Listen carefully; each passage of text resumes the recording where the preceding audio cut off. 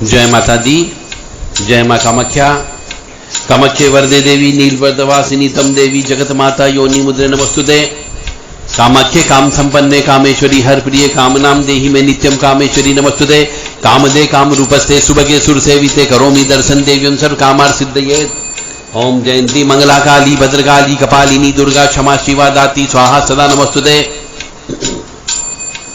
देवराधा trust की तरफ से सत्यवाणी की प्रस्तुति। मनुष्य को जप कराते समय किन किन बातों का ध्यान रखना है। हम देखते हैं जो धार्मिक मनुष्य होता है, जो आस्तिक होता है, वह व्यक्ति ज्योतिषाचार्य जी के पास जाता है। ज्योतिषाचार्य जी उसको बोलते हैं कि आपका ये ग्रह खराब है, इसलिए आपको इतने इस पर्टिकुलर ग्रह के इतने मंत्रों का आपको जप कराना है।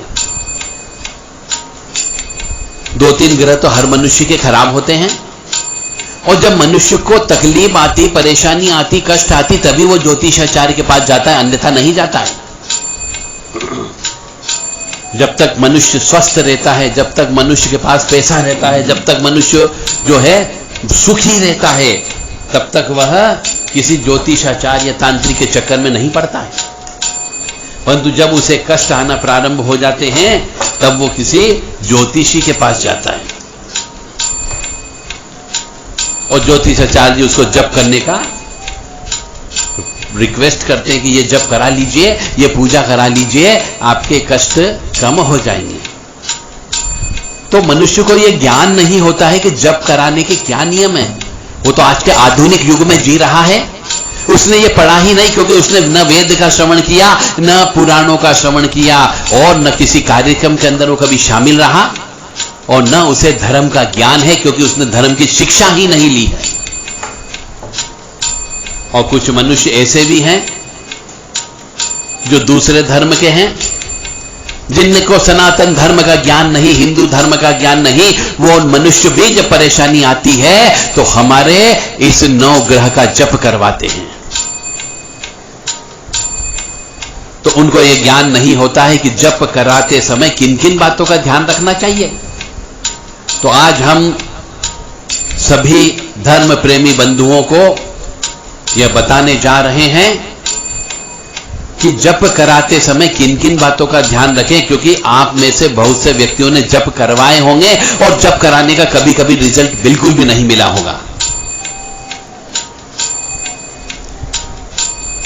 तो मनुष्य जप कराता है परंतु फल प्राप्त नहीं होता है। इसके बहुत से कारण हैं। वो कारण हमने अनुसंधान के माध्यम से खोजने का प्रयास किया, जो आज आपके सामने प्रस्तुत है। आपने जप का संकल्प दिया पंडित जी को, तो वह पंडित आपके जप करता ही नहीं है, और एक समय के बाद कह देता कि मैंने जप कर दिया, और आपसे दक्षिणा ले ली, तो आपका काम सफल नहीं होगा। आपके जो कष्ट आना है वो कष्ट आएंगे, क्योंकि जप तो हुआ ही नहीं। सिर्फ आपके पैसे दान देने से कुछ 10-20% कष्ट कम हो जाएंगे बस, क्योंकि आपके हाथ से पैसे तो निकले हैं, संकल्प दिया है, और आपने दान भी दिया है। तो जो दान दिया, उस दान के फलस्वरूप जो पाप कर्म कटे, उतना आपको लाभ होगा, बस इससे ज्यादा लाभ नहीं होगा।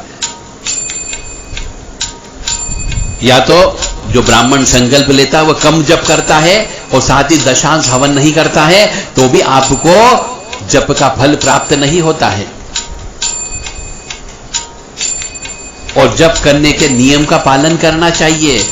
अब आप कहेंगे जप करने के क्या नियम है, क्या पालन है? तो जप ऐसे मनुष्य से कराना चाहिए जो जनेऊ धारण करता हो और त्रिसंध्या गायत्री की आराधना करता हो। सभी धर्म प्रेमी बंधुओं, एक बार और अच्छे से सुने कि जप आप कराते हैं तो किससे जप कराना चाहिए, और आपके जप कराने का फल क्यों प्राप्त नहीं होता है। तो जप आपको ऐसे ब्राह्मण से कराना है जो जनेऊ धारण करता हो और त्रिसंध्या गायत्री की आराधना करता हो। जप का संकल्प लेने के बाद उस ब्राह्मण देवता को अपने पत्नी के संग सहवास नहीं करना चाहिए। अब आप ये कैसे पता करोगे कि साहब वो पत्नी के साथ नहीं सोया, या किसी अपनी प्रेमिका के साथ नहीं सोया, या लिव इन रिलेशनशिप में नहीं रहता है? यह भी एक सबसे बड़ा प्रश्न है। तो जप का संकल्प लेने के बाद उस ब्राह्मण देवता को अपने पत्नी या प्रेमिका के संग सहवास नहीं करना चाहिए। जप का संकल्प लेने के बाद उस ब्राह्मण को किसी भी सूतक वाले कार्यक्रम में शामिल नहीं होना चाहिए, यानी कि उसे आस पड़ोस में या उसके परिवार में किसी के यहां पर भी मित्र गणों के यहां पर किसी की मृत्यु हो जाती है तो उसके उस कार्यक्रम में शामिल नहीं होना चाहिए। 13वीं का उसको भोजन नहीं करना चाहिए, एकादशी का भोजन नहीं करना चाहिए। जिस देवता का जप का संकल्प लिया है उसके नाम से उसको दीपक जलाना चाहिए, धूप बत्ती लगाना चाहिए, रोजाना भोग लगाना चाहिए, और हो सके तो रोजाना दशांश हवन करना चाहिए।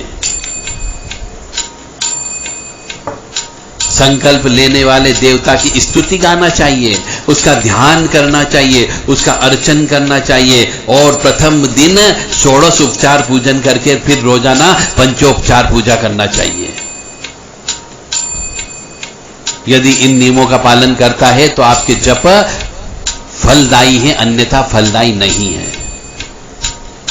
कलश स्थापना करना चाहिए, गौरी गणेश की स्थापना करना चाहिए, और फिर जप को प्रारंभ करना चाहिए।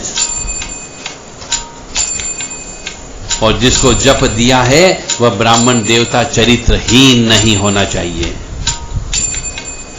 उस ब्राह्मण के द्वारा शराब का सेवन नहीं करना चाहिए, मांस का सेवन नहीं करना चाहिए, अंडे का सेवन नहीं करना चाहिए, क्योंकि यह कलयुग है। अब आगे मैं बता रहा हूं आपको कि आपको कैसे करवाना है। जप कराते समय तो झूठा मुंह नहीं रखना चाहिए। यानी आजकल मैं देखता हूं कई मंदिरों में जाता हूं, जप करते हैं तो वहां जो ब्राह्मण बालक बैठे हुए जप करते रहते हैं उनके मुंह में जर्दा चूना गुटखा होता है, और मुंह के अंदर गुटखा रख करके बैठ करके माला फेरते हुए दिखे हैं। ये प्रत्यक्ष मैं अपनी बात कर रहा हूं। तो जप करते समय झूठा मुंह नहीं होना चाहिए, यानी मुंह के अंदर तंबाकू या गुटखा नहीं होना चाहिए। जप करने वाले मनुष्य को कंबल के आसन पर सोना चाहिए, और जप करने के दौरान संकल्प लेकर के जब तक पूर्णाहुति न हो जाए, दशांश होम न हो जाए, तब तक उस ब्राह्मण को बाल नहीं कटाना चाहिए, नाखून नहीं कटाना चाहिए। यह कटाना प्रतिबंधित होता है। और विशेष जब मंत्र का जप करा रहे हैं उस मंत्र से वह ब्राह्मण पूर्ण रूप से दीक्षित होना चाहिए, और ब्राह्मण को जप देने के पहले उसकी अच्छी तरह से परीक्षा करना चाहिए, परीक्षा लेना चाहिए कि वह जप करने के लायक है नहीं, उसको मंत्र आता है या नहीं। इसलिए जब भी करवाना हो ब्राह्मण को अपने घर पर ही ठहरवा कर जप करावें। इन सब दोषों से बचने का एक ही तरीका है कि उस ब्राह्मण देवता को अपने घर पर ही रखें, अपना भोजन भी खिलाएं, और अपने सामने जप करवाएं, और इन नियमों का पालन करवाएं।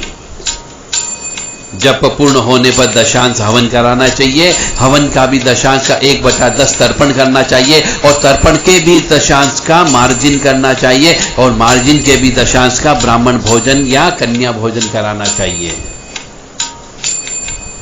यजमान को दक्षिणा तुरंत उसी दिन जप समाप्ति पर, हवन समाप्ति पर दे देना चाहिए, और यथाशक्ति यथा योग्य वस्त्रदान, अन्नदान, धातुदान, पुस्तकों का दान अवश्य देना चाहिए।